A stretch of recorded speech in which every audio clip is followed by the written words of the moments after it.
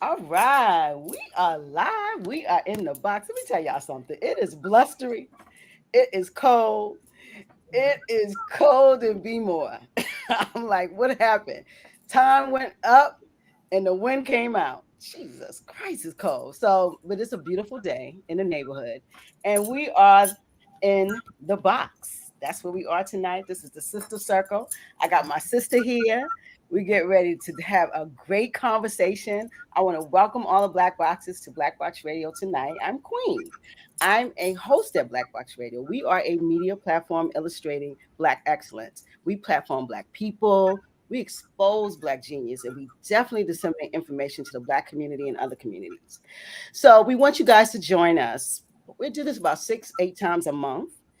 You can join us live on YouTube at BlaKBox Space Radio or on Facebook at BlaKBox. But we also have a website, blackboxradio.com. And you also can get in touch with us at blackboxradio@gmail.com. Talk to us, leave us some nice comments, tell us what you don't like, tell us what you like. So tonight, it's it's National Women History Month in the United States. That's what March is. But BlaKBox, we always tweak it and we make it Black. So this is Black Women History Month in the box, and I got 6 powerful ladies.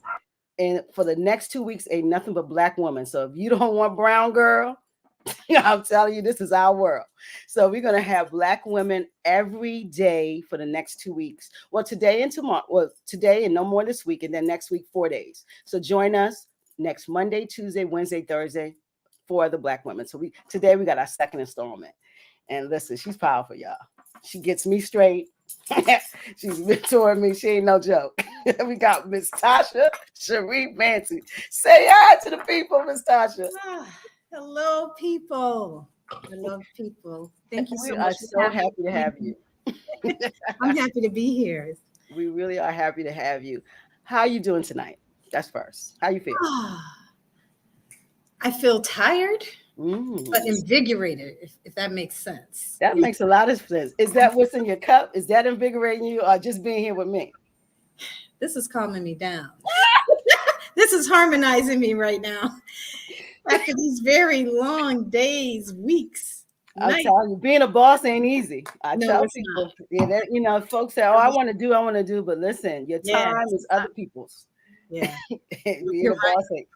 being a boss ain't easy. So we really want to know a little about you, like where you're from and where you went to school. If you rep in Baltimore, because the high school thing here is big.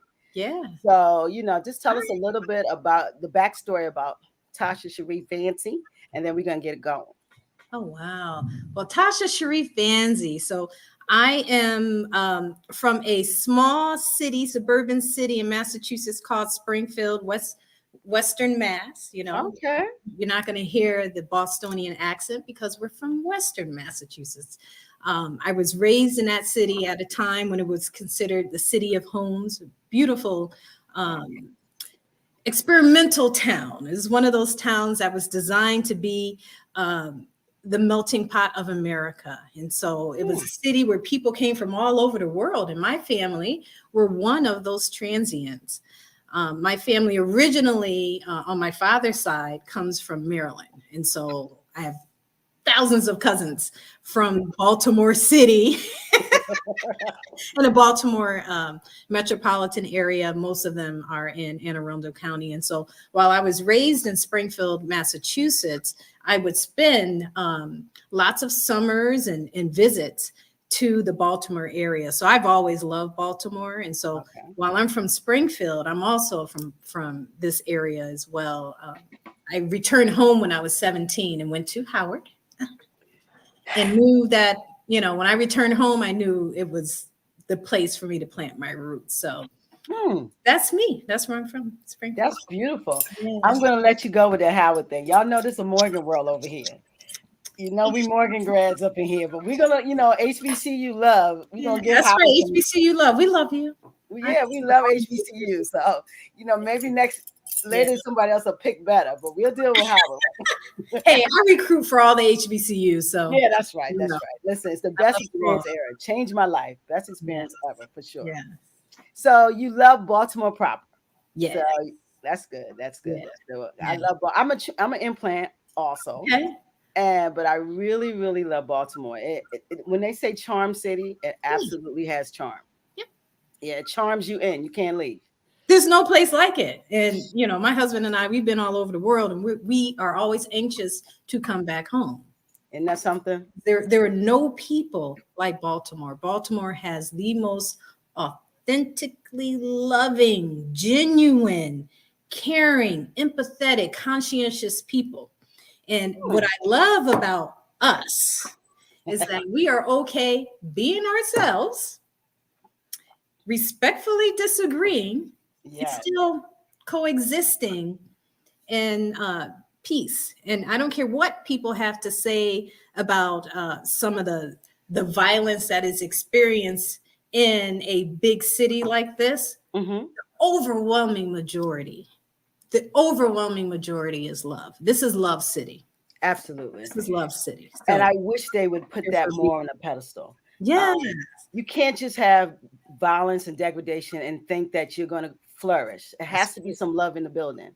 yep. And so we tend to focus on the negative, but Baltimore's a loving city. I've been here since I graduated from Morgan. I never left. I feel like it's my city. It's been hard to infiltrate the community, but once they love you, Yep. you're good. You're good. You gotta get that. You gotta get the love though. Yep.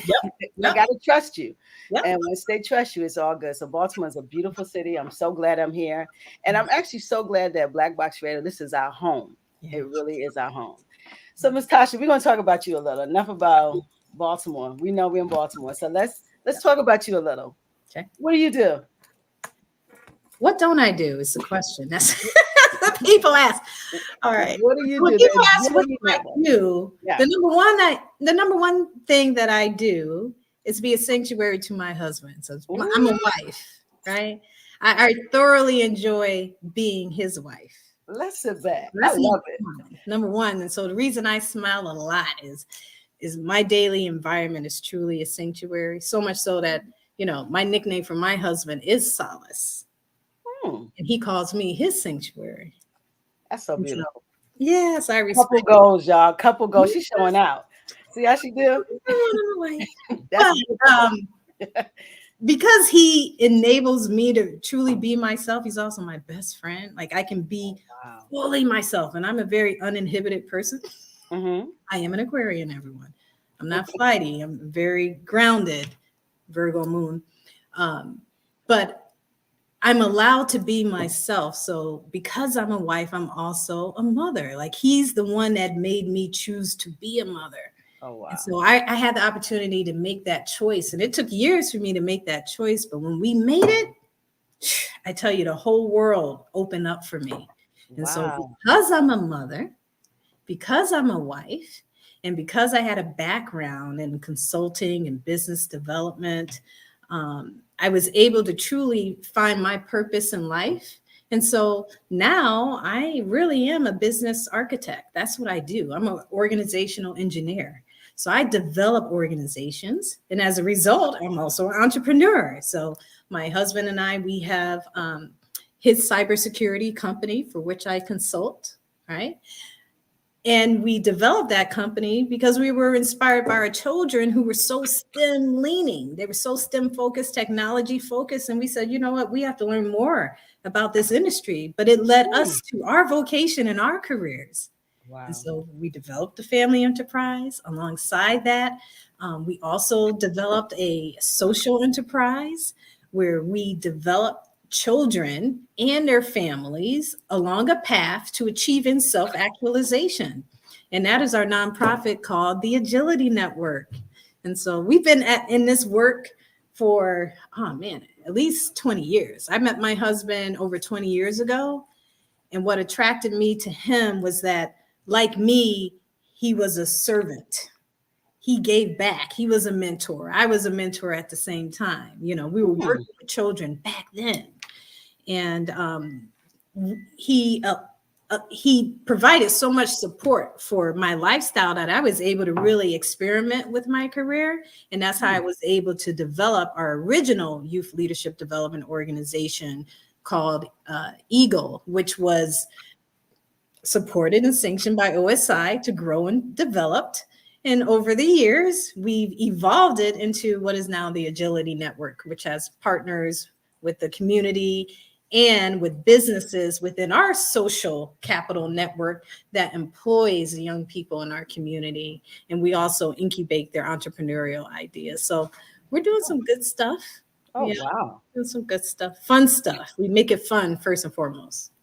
Yes. So that's me. That's kind of me in a nutshell. That's a great show because listen, we as Black people, we cannot let this technology space leave us. We have to be in the driver's seat. Yes. And we cannot take this lightly, because STEM is just moving along and it's so aggressive. It continues to evolve and we cannot wait. And our children, they want it. Yep. They grew up with the phone. This is their life. And so we have to be forward and give them a space to innovate. Yes. Innovation. So we do. That's what we do. Like inspirational spaces, right? Like your mantra is STEM is life, right? We're here to make sure our children understand that they come here endowed with the talent. We call it STEM for a lack of a better understanding, but it is who we are. Them. It's just who they are. Yes. So we just need to get out of the way. I believe in self-directed learning so much so that, my husband and I, we've been homeschooling, what we call world schooling from the beginning. Like our children have been educated by us within our education system.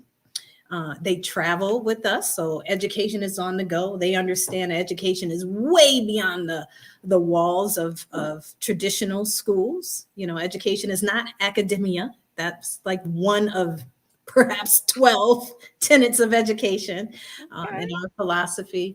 But our children lead the way. We enable them. We are their resources. My children hire me as their consultant to achieve their education. So, we've been able to really develop some systems that work, right? I'm known for making a way out of no way, hitting roadblocks and creating doorways and pathways that are unforeseen. Like that's what I do. I like that challenge. Like tell me no, and I will show you the way. Look at that Black girl, man. That's my joy. Look at you over there looking like a brown light. You're like a brown light over there. Look at you. I love it. Wow. Listen, you know what? I remember when I used to talk about the Huxtables and how they did that. You guys are like the STEMables. I mean, because this is so amazing. Like your children have been homeschooled, like from the beginning. Check this. My eldest son, who is 15, about to turn 16, he will have his pilot license before his driver's license. You know what? His pilot license before his driver's license. I want you guys to see the new Black. Yep. I'm introducing it. Yeah. This is where it's at. Oh my goodness. And I would have never thought that, Amazing. 4 years ago. It's like we put him in, we were co-founders of one of the first homeschooling Silver Air Patrols, which is an Air Force auxiliary. And even though my family is Navy, my husband is retired Navy, the only thing we could find that could provide like an aerospace engineering development was Silver Air Patrol. And a good friend and colleague of mine, we became good friends and colleagues. It was an announcement amongst the homeschoolers that, we can start a Silver Air Patrol. Put my son in the program. He didn't care for the military aspect of it, but fell in love with the aerospace engineering elements of it and aviation.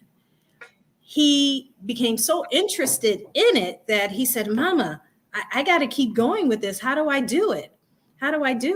And then luckily, because of beautiful Baltimore and the beautiful sisterhoods that I have developed along the way, Sister Sabrina, who you had on your show. Yeah, Sister Z. I have a friend because she knows everybody. She's like, I know people. She knows people. She knows people. Introduced me to her friend whose son did it and secured his license after transitioning from a career in his early 30s. And his son said, yeah, I'll mentor your son. put him on a path to an independent study, which is what we do in homeschooling. We do independent studies well. Our independent studies traditionally are so intentional and intense and impactful that it's like almost putting your child in a master's degree program because the child goes hard. So my son right now is in class. So while I'm down here, he's in class right now, learning his ground education and knowledge education so that he can secure that aviation license. We could not have done that but for the lifestyle we created as social entrepreneurs and homeschoolers. So everything revolves around our family enterprise. Our family enterprise is the locus point of each and every one of us evoking our greatest creativity and greatest dreams. And so sometimes I have to pinch myself when I think about the reality that I live in, but then we also thank ourselves and most importantly, God, for providing the provisions and the blessings and just the knowledge that we're able to convert into wisdom and get a whole lot done together as a family. That's amazing. All my dreams are manifest. That's all I can say. So family first. It's time to give back. Yeah. My goodness, this is family first for the truth. It is. Yeah. And we don't play when it comes to that. I love this. Yeah. Listen, you said so many things. I can't get it all, but you said so much. But you know what? What I got from it was that when we take education and flip it and not have it in this box and prescribe the same thing to every child and put them in a space that's very limiting within these structures of test taking. Yes. And all of these, you understand what I'm saying? When we give children the power to choose, you don't have to watch them study because they are so inspired that they go after education. And that's the type of children we need. We don't need children that are forced to go to school, that fight in school, that shoot in school. We need kids that love to learn. And so what I'm hearing from your young people is that they are inspired to be great. Yes. Wow. Yeah. That's the truth. And the other part of it is, I made it very clear to them that academia does not equate to intelligence. Linguistic literacy is not the only literacy. And so schools need to truly, and by traditional schools in the United States, need to recognize that there are multiple literacies. We need to make sure we are preparing our children to be multi-literate. Absolutely. You are defining literacy by only reading in English. Ooh, that's versus reading in mathematics or reading in rhythms and reading, because we got some amazing beat masters. Reading in code. All my children code. That's like second nature to them. They all code, even my 8-year-old. You got me. She's gonna make me get up and just leave the interview. Is developing, because she can't use Roblox unless she can develop a product for Roblox. So she's an architect. Like if you ask her, she will say, I'm an architect. And she's right. She builds houses, on Roblox, whatever, Bloxbury. But she's also learning how to build games for the platform. Because the bottom line for us is that you need to own infrastructure, not just use infrastructure. Like what we're doing is developing enterprises. So you need to own infrastructure. That's where the power is. If you want self-agency, we have to go back to our root where we own and develop infrastructure. And so they're learning how to own intellectual property alongside that. My 13, soon to be 14-year-old, he sculpts and he's developed an amazing business, and he has his own ecosystem of collectors who sculpt and buy all types of action figures and things for hundreds, if not thousands of dollars. And he's developing his enterprise, doing very well. But guess what? He also codes. He develops websites, he developed games. And we put that energy into doing what they love the most. And so they run a whole arm of our nonprofit where they pretty much have assembled highly effective and successful robotics teams. Like we put our robotics team in the VEX robotics competition 7 months after 7 months after their competition, started late. Every single competition we put them in, they won big and made it to states. That's unheard of. They weren't supposed to be able to go that far. They would have made it to worlds if we had started 7 months like the competition, you know? But it's because our children, like you said, they're inspired to do. I don't have to force them. Mm-hmm. Even in the morning, I wake them up gently. They wake up to very soothing music when their body tells them to wake up. I don't force them up. But guess what? If we have to get up early, 6 o'clock in the morning, because we're flying across the country, no problems. No problems. I think you got to listen. Let me tell you something. You got to put this on paper. I'm working on it. I'm telling you, people will love to emulate this. This is works. But because you know what I see, Miss Tasha, is we have a lack of imagination for Black children. Mm-hmm. And that lack of imagination makes us center whiteness. Yep. And this is not any disrespect to anyone else. This is what we know. We center what we've learned, and we think our children can only learn within a process that's already been pre-prescribed. Yep. And our children are math, they're rhythm, they're everything that's STEM. And we're not actually actualizing that because we don't imagine the greatness of our children. And so when I hear what you're saying to me, it's got me over here dancing. Okay. You know, I'm over here like, because this is so beautiful. Because if this had happened to me, and that's why it's so important for me to do it for someone else. Because being a scientist, if somebody holding into me at 10 and 8 and 7, I would not be in a microscope looking for someone else today. I would be making microscopes. Yes. Yes. Do you understand what I'm saying? And I did that all day today. That's right. And I recognize that it's because all I knew was go to school and go to college. That's all I knew. That's all. And these young people know now how to orchestrate their lifestyles. Yep. This is so amazing. I'm on fire over here. Yes. Look, it helps that I grew up with a father who, of course, pressed against every envelope, you know. So my father, you know, Black Muslim, you know, my mom too, Black Muslim. So we were raised in the Black Muslim tradition in the Nation of Islam.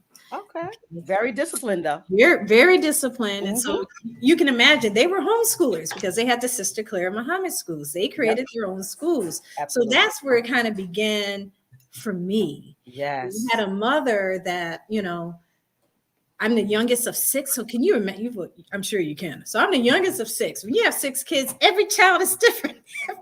Every child is different. I'm like, I don't know how she kept up with 6 different programs.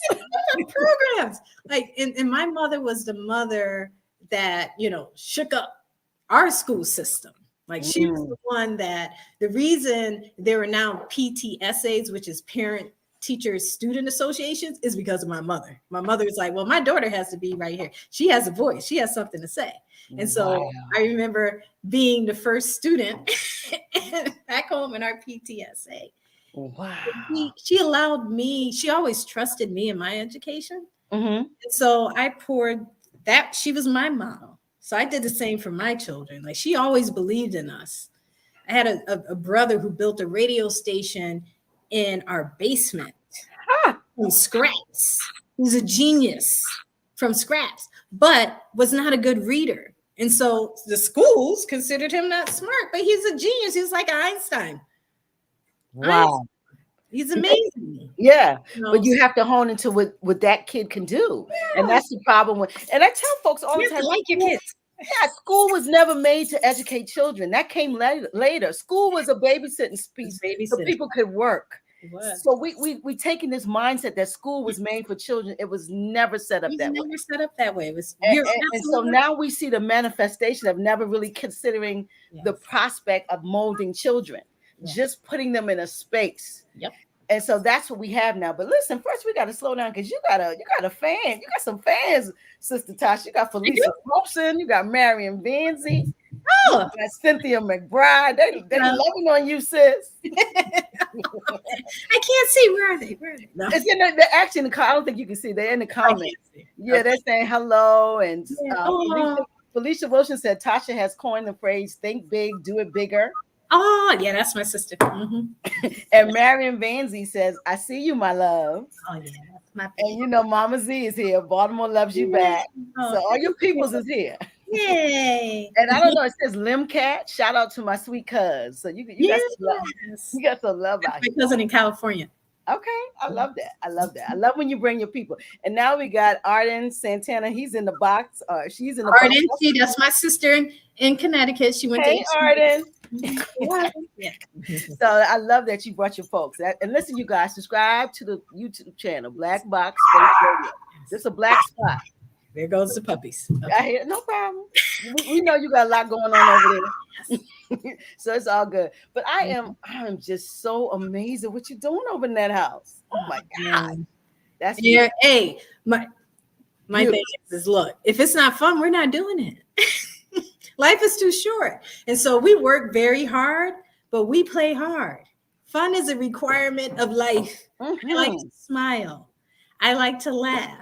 I like to have a good time. It's kind of tough for my children because they don't know what punishment is.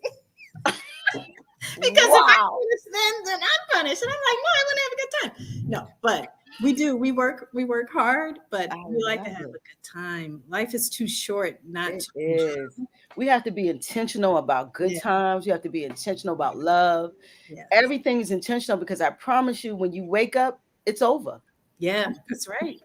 You know, so don't spend all your time doing something you're not passionate about. That's right. Pour into your children. Do things that you would never do that you haven't done before.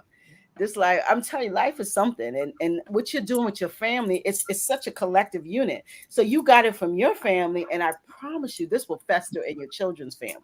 Wow. This will continue. This is seeds that you're planting. Yeah. And that's what's so amazing. I just love to hear what you're doing. I'm like, man, this needs to be in a book.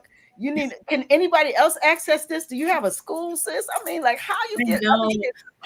Yeah, so yes, other people do access it. So we do incubate my homeschooling collective, which is called World School Mosaic. That will be the only homeschooling incubation. Is that Mama Lisa? Yep. So Mama Lisa is one of my mentors. She'll say I'm her mentor, but she is one of my mentors. Okay. One of our trusted partners is homeschoolers leading the way, home educators leading the way.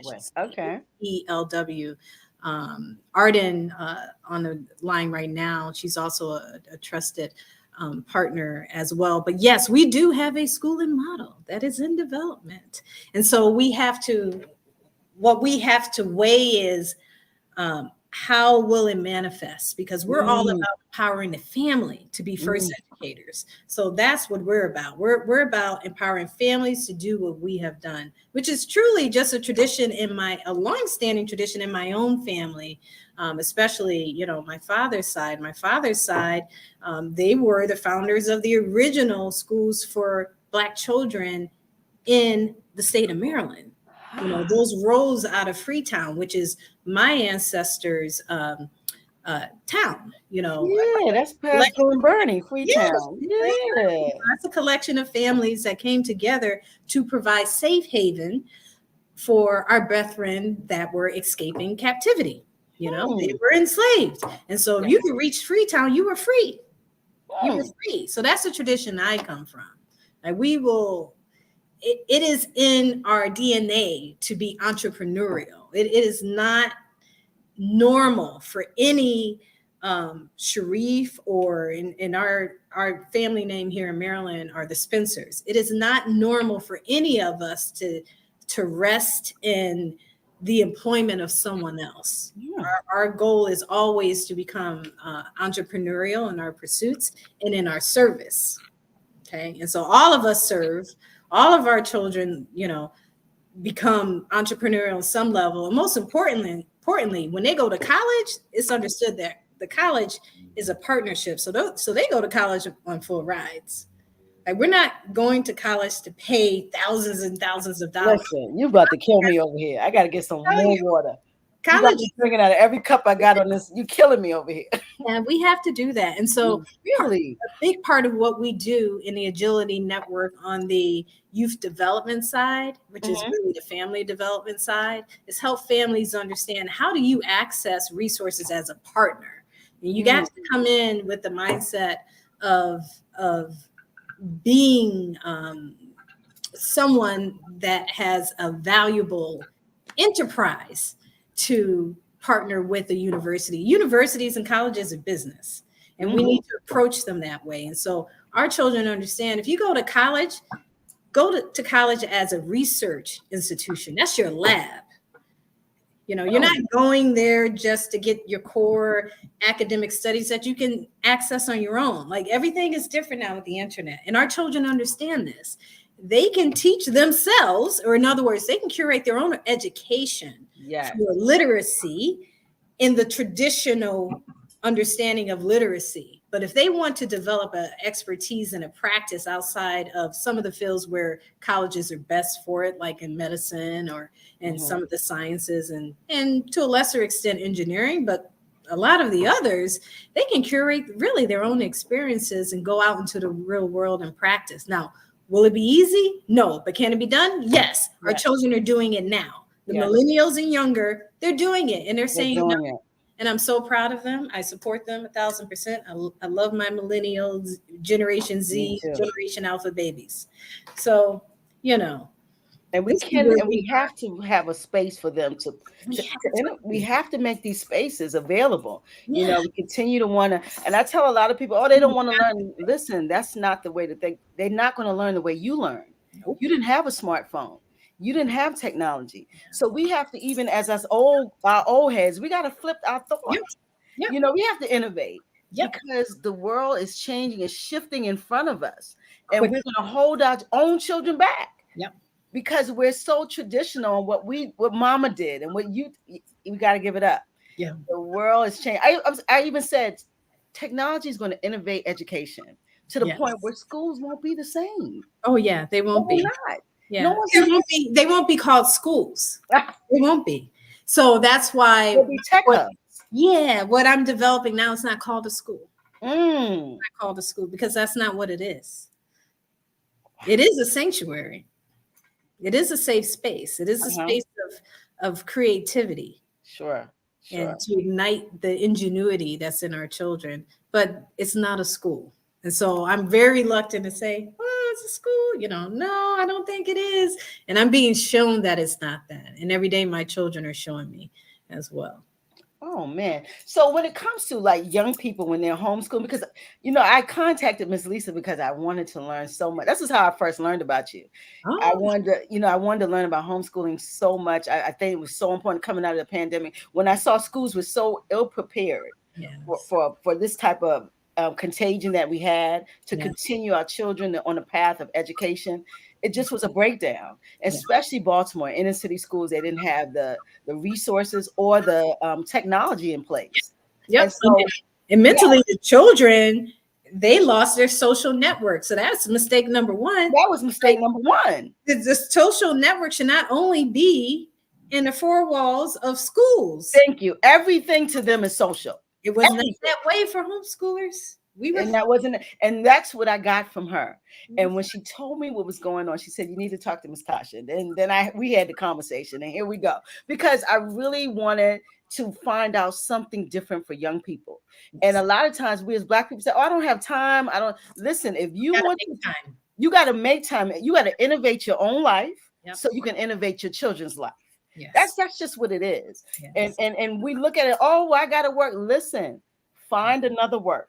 Prepare for something different because it can be done. Do it now. That's what I had to do. Now. I mean, my husband will tell you, I turned down 6-figure jobs left and right for my children. I'm like, no, my children come first. That's it. And it's hard. My husband had my back. Yes. No, I'm a mother. When I made this choice, because it took me a long time. I didn't become a mother until I was 32. But when I made that choice, I understood the assignment. Wow. I understood the assignment. And it wasn't that you give up your life for your child. It's like, no, you accepted a gift in this world. You accepted a gift in this world. It is your duty. It is your duty to provide a safe passage for these children.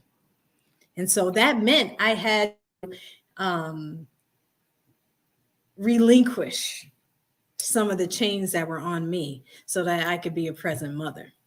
That And my that's it. mother did that for me. You know, Hmm. she was working third shift at a time. My parents had gone through a divorce. It was a really rough time in my Mm-hmm. childhood, and she had no choice but to work third shift.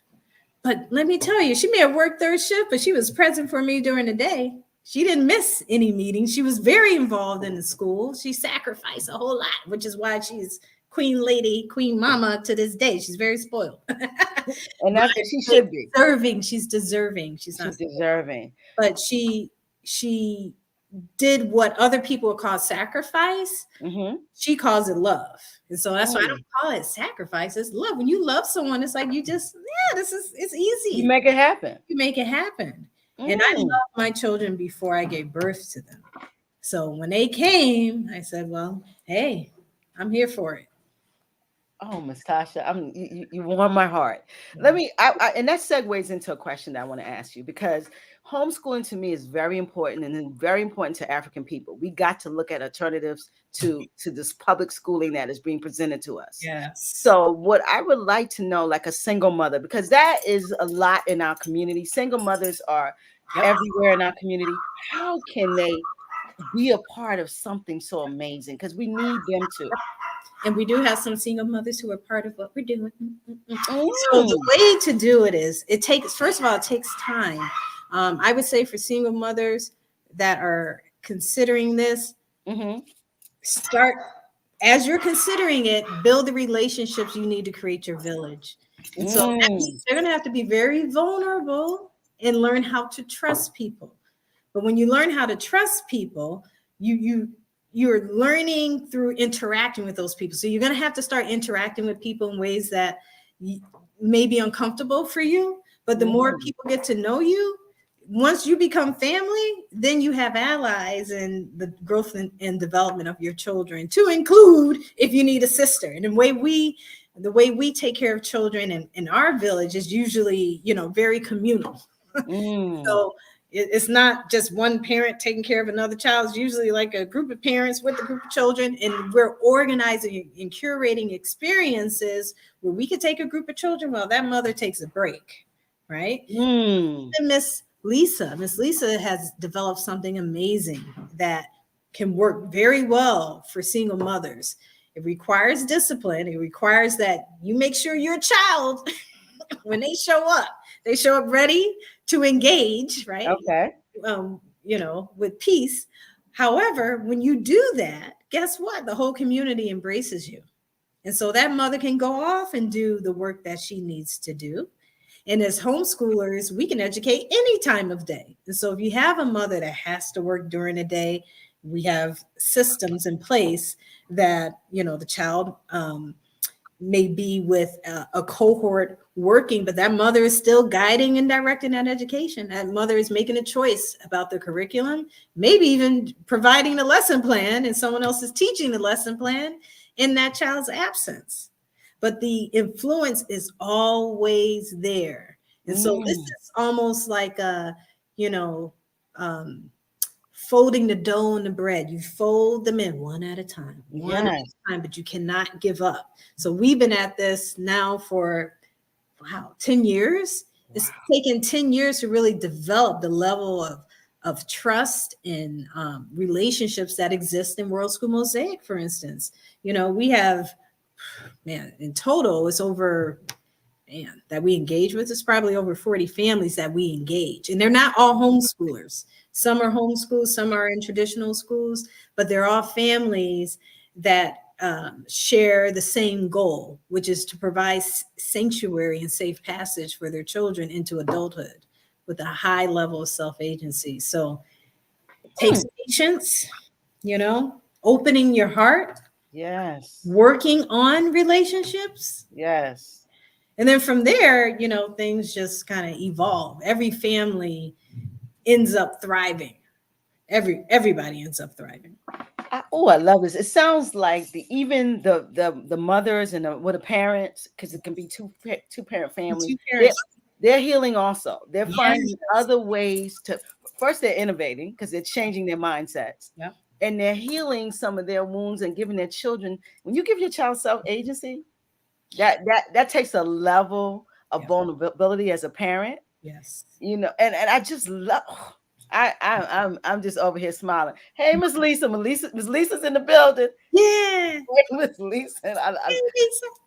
I love this, and I interviewed her, and the Yeah. things she was saying had me crazy, and now you got me. I'm getting ready to run out the building. This is a lot. She's the guru. She's the girl. She knows every twist and turn, and oh yeah, she's She's amazing. amazing. She's amazing. I really hope you guys develop this, whereas Yeah. it can other families can access. Yes. Our single mothers and can actually access and get some healing and get some time Yep. to really deal with the stuff that goes on in Black families that really I don't think a lot of families are going through. Yeah. The attack in society that you bring home, the anger that Yes. you bring from society. I was telling you earlier, like sometimes I come home from work and I'm angry. Yeah. It takes it's hard being a Black woman in white spaces. This Yeah, is it the is. truth. Yeah. You I, know, and I remember. you remember. I'm not And there anymore. and then we got teachers, like amaZiN teachers, and these kids, they're angry. These public school kids, I feel sorry for them, the things they're going through. And so if this can be something that everyone can access, Yep. I can't wait. Yeah. We can change communities. It is revolutionary. It is. And I truly believe that homeschooling is probably the most revolutionary thing you can do in this country right now. Because it's really you as a family saying, I take 100% control and responsibility for the life and development of my family. Now, does that mean you're not going to encounter levels of oppression? Absolutely not. It means that I take responsibility for the circumstance. I'm donning my armor, in my mind, body, and spirit.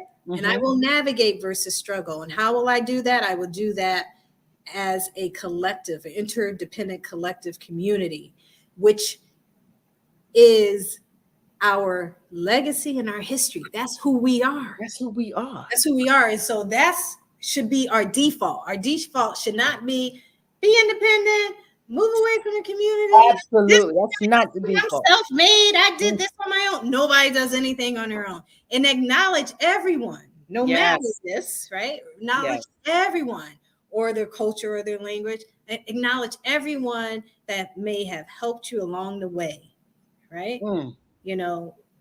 Get out of that enemyism. You don't have enemies.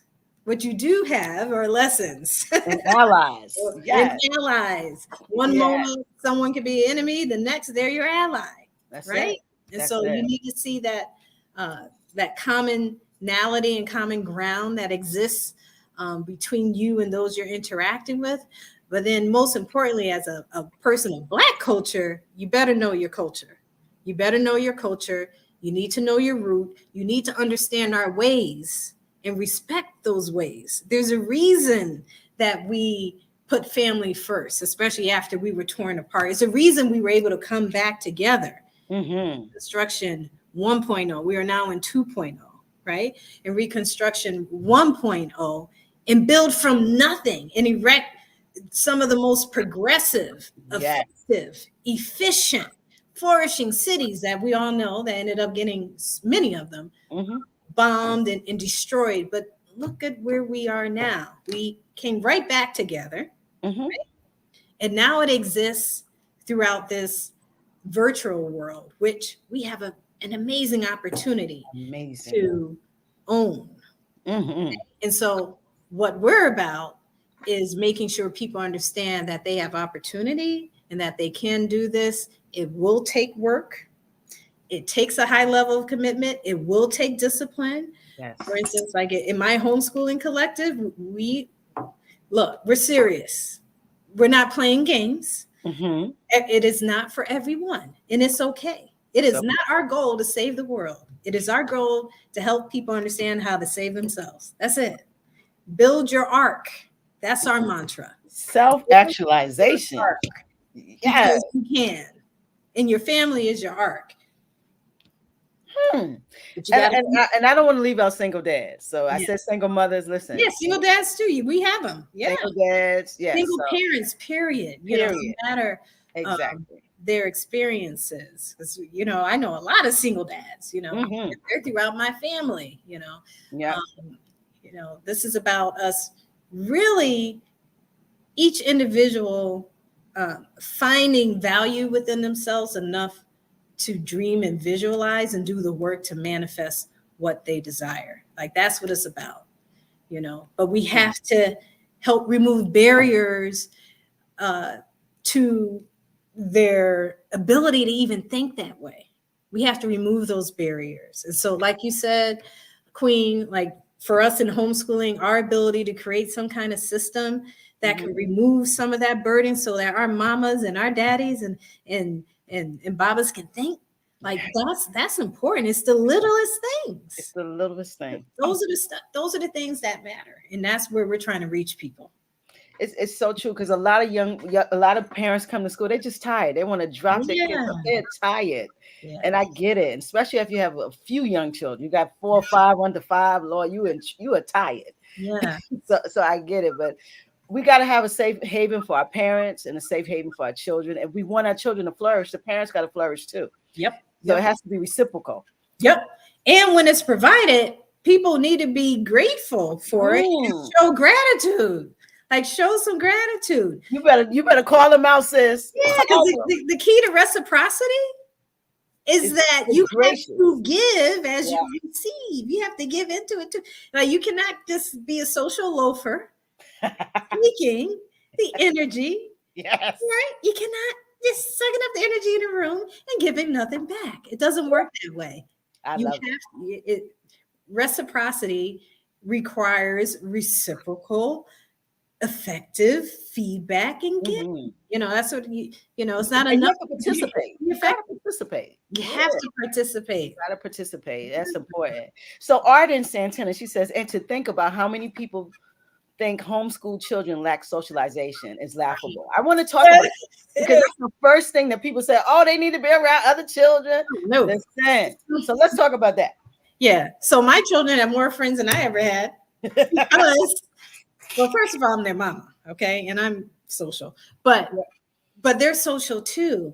What's amazing about schooling is they can move through society all day long. They're not stuck in a classroom where they move with a clique all day long, because that's what happens in traditional schools. My children don't move in cliques all day long. They're interacting with different groups of people throughout the week. And so they have friendships throughout strata of society. Their friendships aren't just homeschoolers. Their friendships are throughout their interactions. And so as homeschoolers, they may have a class at home, with their parents or with a tutor that comes in that's managing some things. They may have a class online. Then they go out into the world and then they're with traditional schoolers. So they make friends there and some of their extracurricular activities, as a traditional school will call them. But there are 4 activities. So for instance, like a robotics club, or they're taking martial arts somewhere, or they're taking an art class out of college, they're taking computer science out of college. Maybe they're taking swim lessons somewhere, or music lessons. Like my children belong to a music academy that was in part inspired by them, and so they're all over the place, and they're so adaptive, which is why we're called the Agility Network, right? They adapt. Adapt. I could put my children in almost any situation, and they know how to adapt, and they're not uncomfortable. They cannot go into a room. They wouldn't go into a room with adults and be like, oh, I'm the only child here. Nope. They're going to start like, well, who are you? Like they will find their commonality with that adult. That's a tool. That's a tool for life right there. Yes. Yes. They will find themselves in any situation. And if it's not a safe situation, they'll be like, okay, it's time to bounce. Let's get up out of here. Stay. Wow. But they know how to adapt. And that's the beauty of homeschooling, at least the way we do it, in a way I have always experienced it amongst my fellow homeschooling families. So, I love Miss Arden. She said, listen, ain't nobody messing with us in these streets. You better tell them, Arden. I Yes. love that. And Yes. it's, let me see.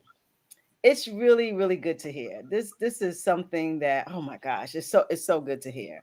So when it comes, once this homeschooling process, Yes. they can just do anything and they just go in their life and applicate. Is that what's next? So it's Yeah. not really like you got to go to college. It's no Not my children. Not my children. They have to convince me to go to college. Well, Mm. especially so the one that's about to become a pilot, he's going to become a commercial pilot. He will Why be go to making more college? than most college students, period. Yep. So, but he most like I'm sure he will go to college because of the aerospace engineering. He wants to Hmm. design, space crafts. Like that's his thing. My other child, though, is very entrepreneurial. I've only found a couple of art schools that can guarantee that they can invest in his entrepreneurship that I would consider for him. Our philosophy is, and we've activated it. I said I was going to do it 7 years ago. We're here.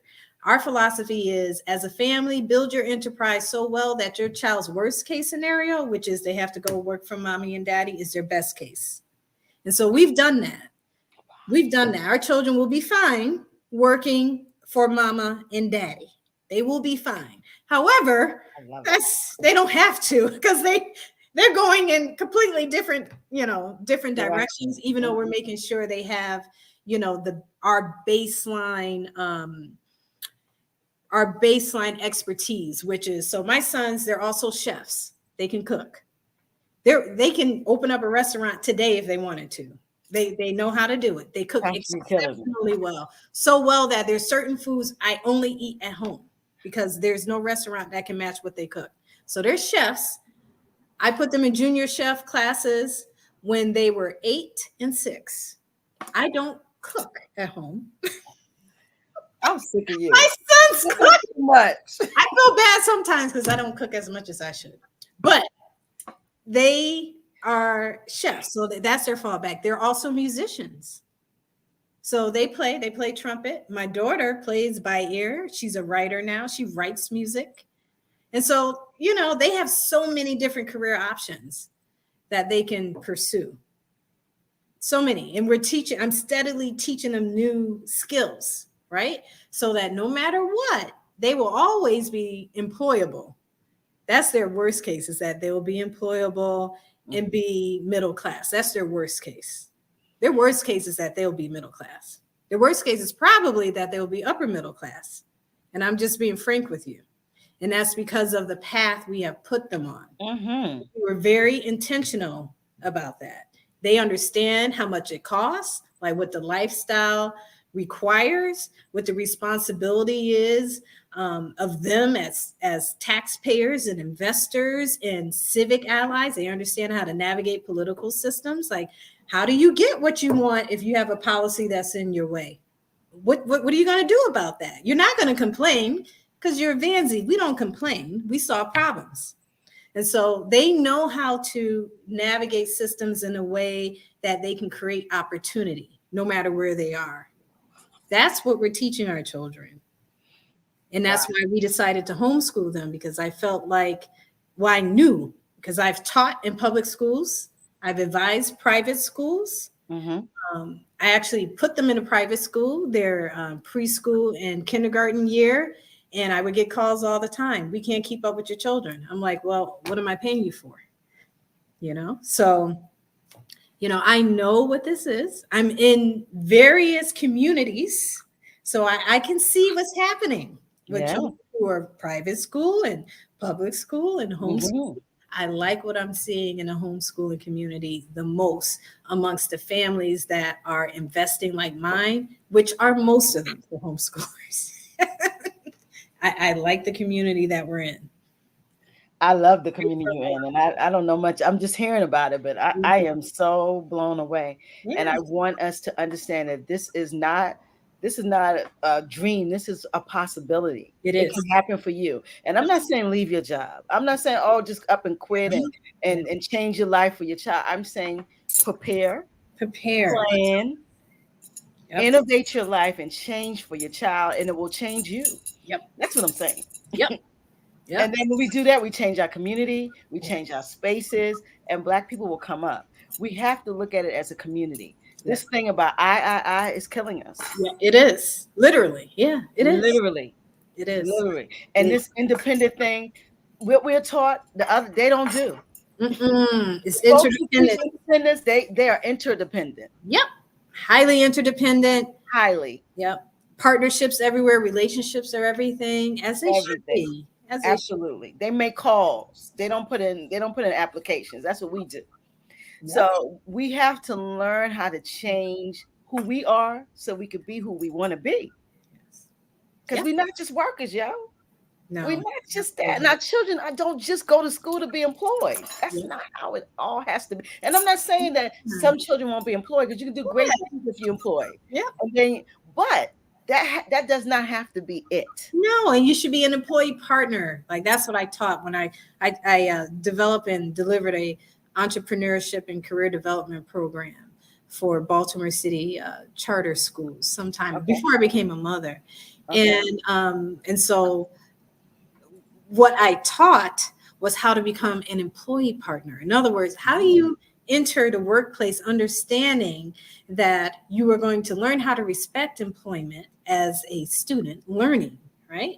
You're learning on a job, and you're learning and appreciating the work environment you're in, so much so that you study how that business, that organization operates. Yeah. You get to that level, you have value.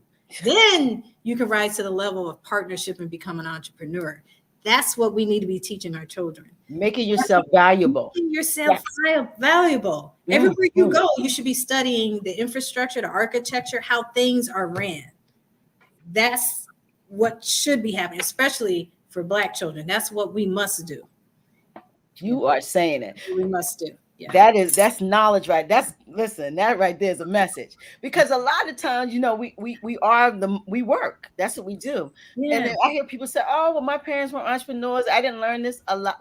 We didn't come from this. Listen, we're the first generation that can hire our own children. That's right. So we got to understand that this is where we are, but it does not mean that. And look where we came from. We can continue to innovate this. Yeah. So if you are working, look at what you're doing, because it could be replicated. Burger King ain't scared of McDonald's, and McDonald's ain't scared of Wendy's. Right, and they're allies. They belong to the same association. They're all selling beef. Yeah, that's all they do. They move next to each other all the time to help each other. One hand washes the other. It's like all day. See this? Yeah. So this is what you can do. So just look around you, and we continue to go into these places, and we're not looking.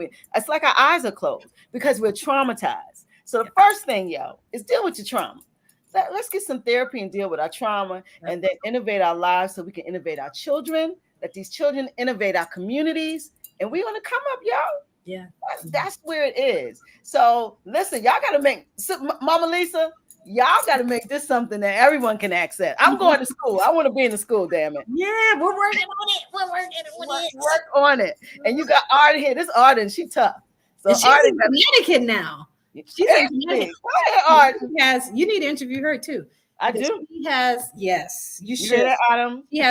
She has an in-person online program, and she's an amazing creative and woman as well. And she's my I love it. I love it. I mean, this is something that we're going to continue talking about, because the problem is we have these. It's like you have little computers in your house. You've downloaded greatness, and they're going to compute out. And people say, "Well, what you go to a machine, and you push it down, and all this money comes." Yeah, you got these kids that's going to continue to replicate, but you got to download the greatness. It don't just come from anywhere. And trust me, no one teaches your child like you. Let's be clear of that. Yes. Malcolm X said, if they can't treat you right, they won't teach you right. I want y'all to know that. So we are trusting our greatest asset to other people. Enough. Not my babies. No, enough. I feel you. Yeah. Enough. So we got to find a way. And this is no attack. This is all love. Yeah. This is brown girl love right here. We want to see our community flourish. We want to see Black children flourish. And there's nothing against other people's children, but we got to put our children first. So, and it's important. And I think that this is the conversation we have to have in community, and we will continue to have it. Yes. We will continue to have, and this is homeschool, but Miss Tasha has a program. So she's a social entrepreneur. I am also. Yes. So we're coming up with spaces for all of our children. So All of our children. yes, so my program is from 18 to 25. So we want you to get you to the point where you're a young adult where you can innovate that also and innovate your life as you become a parent. Because that's these 18 to 25-year-olds, they're parents. Yep. And so that we got to start. If we can start early, yes. But if we can't, we still got to get them into technology because this thing right here ain't going away. Nope, it's not.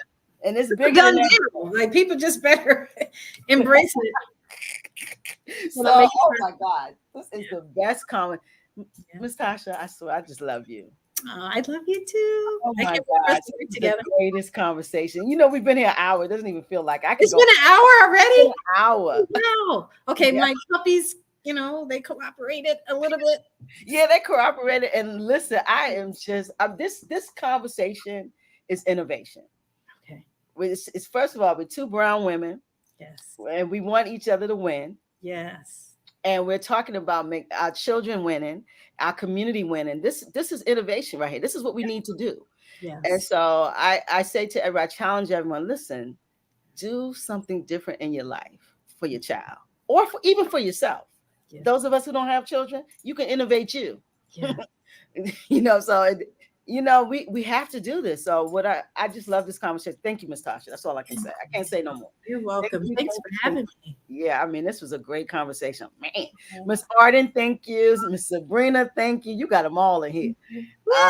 Miss Marion, thank you. Eddie Johnson, we had a guy say, "Oh, that's my uncle." Oh, brother Eddie, yes. Everybody in here. I love it. Miss Cynthia, Miss Felicia. Thanks, everyone. Listen, y'all, please subscribe to our YouTube channel. Please build out. This is a community also. And we want to build this where Black people can authentically be themselves. And we can talk about things and really share with each other. Because part of this is a lot of us don't have the information. Yeah. And we need the information. So please tell your friends and please subscribe. We have a website, BlaKBoxRadio.com. If you want to talk to us, you want us to show up, BlaKBoxRadio@gmail.com. I shows up. I'm in the community. Listen, I am touchable. Touch me. Yep. Please holla at me. And so, do you know we have a Leandra Pauly? Thanks, Miss Leandra, for coming through. So I just really appreciate your community, Miss Tasha. I appreciate you. And listen, what you're doing with Black children, you should be commended. If I could hug you, this is an e-hug. That's an e-hug. So listen, guys. Last thing, Miss Tasha, I want you to leave a jewel with the people. Leave your inspiration. Leave your jewel with the people. Oh man. Leave a jewel. Leave a jewel. Okay. Mm-hmm. So what I highly recommend that everyone do. I want all of you to, in every interaction that you have, is just to really try your hardest to see yourself in that other person.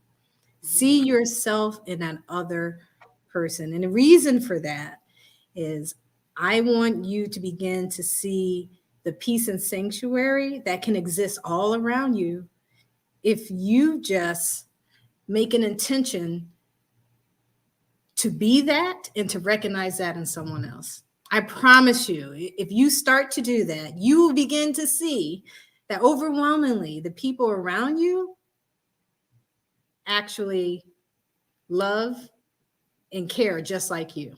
And we'll begin to create sanctuary all around us. The key thing I tell everyone, and I tell my children all the time, my prayer and blessings over people is that may peace receive you wherever you enter. May you become the peace and be the center of that peace wherever you are, and may you leave it behind. I promise you, if you begin to internalize that, you will begin to manifest that everywhere you go. And that's why I experience Baltimore the way I do. There is no neighborhood I can't go in. There is no neighborhood I'm afraid of entering.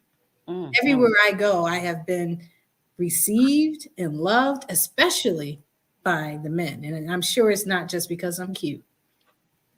It has to do with how I treat people and how they reciprocate that love. And so that's what I would love to see people do more of. See the peace and love that is them and others. Oh, I love that because love is the draw. It That's is. what it is. It's our Love is. armor. It is. It is. And I want to shout out. Is this Marion Vanzie? Is that your husband? That's my I husband. want to get it wrong. He put husband in. Don't be calling him no woman. I got you, brother Husband. Marion. I don't want no problems. So listen, I really appreciate and him coming to support you. It's just a beautiful thing. You guys are couple goals. I'm sick of y'all. I gotta meet you, brother Marion. This is beautiful. It's a beautiful thing. Beautiful family. Tasha, you have a beautiful heart. I can feel it. And I'm so glad that we're going to work together. We got some things that we're going to do together. I just really appreciate you. All the sisters that were on here. I mean, Black people are beautiful. We're great. We got to continue to support each other. This has been a great conversation. This is number 2 of my 6 powerful ladies. We have 4 more next week. Tasha, I don't know if they're gonna have problems coming after you, sis, but Lord have mercy. So we've had Tasha Sharif Vanzie. We appreciate you. We love you. Please keep doing what you're doing. BlaKBoXXers, we boxed up and out. We gotta get them deuces, Miss Tasha. Let's get it. We out. Don't go nowhere, Miss Tasha. Take care, guys. Good night. Thank you.